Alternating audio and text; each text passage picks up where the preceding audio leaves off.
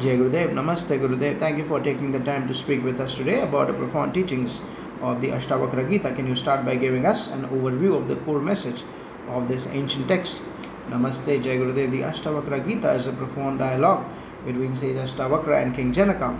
Its core message revolves around the realization of the self as pure consciousness, untouched by the body and mind. It emphasizes that liberation is attained through self-knowledge and not through external rituals or actions. The text highlights the nature of reality, the illusion of individual identity, and the state of absolute freedom or enlightenment. One striking aspect of the Astavakra Gita is its emphasis on the concept of non-duality. How does one integrate this understanding of non-duality into daily life? Non-duality or Advaita is the understanding that there is no fundamental separation between the individual self and the universal consciousness. To integrate this into daily life, one must constantly reflect on the transient nature of the world and the permanence of the self. This can be done through regular self-inquiry, meditation, and mindful detachment from ego-driven activities. When you realize that you are not merely the body or mind, but the infinite consciousness, it brings about a sense of peace and freedom in all aspects of life. In the words you were discussing, you mentioned the importance of understanding that I am nothing. Can you elaborate on what this means and how it relates to meditation? Yes, the word says I am nothing. This is a pivotal concept in the Astavakra Gita. It means recognizing that the individual ego, the sense of I am this or I am that, is an illusion. In meditation, this realization helps dissolve the false identification with the ego. When you sit in meditation with the understanding that you are nothing, no rules, no titles, no labels, you transcend the mind's chatter and experience the vast, silent space of pure consciousness. This is the essence of true meditation. How does this realization that I am nothing lead to liberation or enlightenment? Liberation or moksha occurs when you completely identify with the infinite consciousness rather than the finite body or mind. The realization of I am nothing strips away the layers of false identity and attachment. You become free from the cycle of desires, fears, and suffering that are tied to the ego. In this state, there is no longer any sense of bondage or the need for liberation, as you are already one with the boundless reality. You spoke about the experience of expanding and contracting in relation to joy and suffering. How does this concept fit into the teachings of the Astavakra Gita?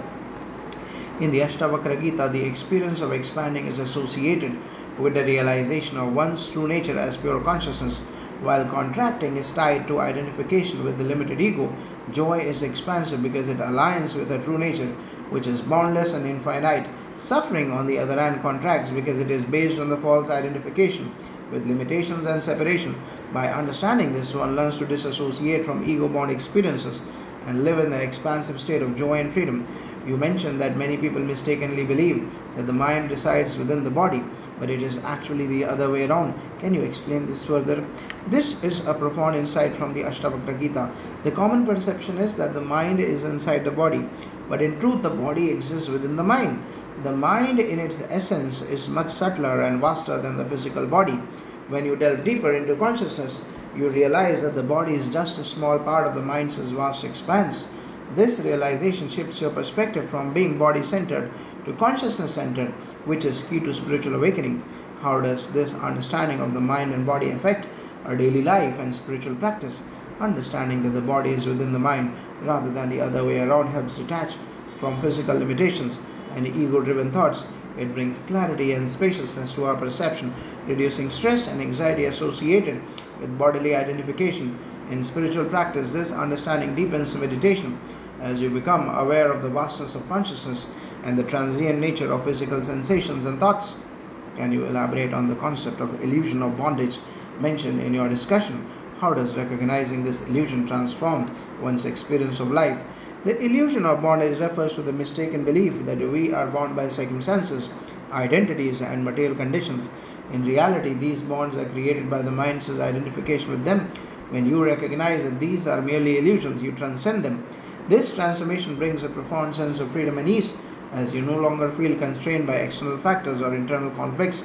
Life becomes a play, and you, as pure consciousness, are the observer and participant without attachment or aversion. What role does self-inquiry play in overcoming this illusion of bondage according to the Astavakra Gita? Self-inquiry is the process of questioning and understanding the true nature of the self according to the Astavakra Gita. By consistently asking, who am I? and reflecting on the answer, you dismantle the layers of false identity created by the ego. This leads to a direct realization of the self as infinite consciousness beyond all forms of bondage. Through self-inquiry, the mind becomes serene and the illusion of bondage dissolves, revealing the state of liberation. In your talk, you also discuss the profound realization that even though the entire universe exists within you, it doesn't actually exist. How can one grasp this seemingly paradoxical concept? This is one of the deepest insights of the Astavakra Gita. The universe exists within the mind just as dream exists within the mind. They seem real while you experience them, but upon awakening, you realize that they were just projections. Similarly, the universe as perceived by the mind is a projection of consciousness. When you awaken to your true self, you realize that while the universe appears to exist within you, in the ultimate sense it is illusory.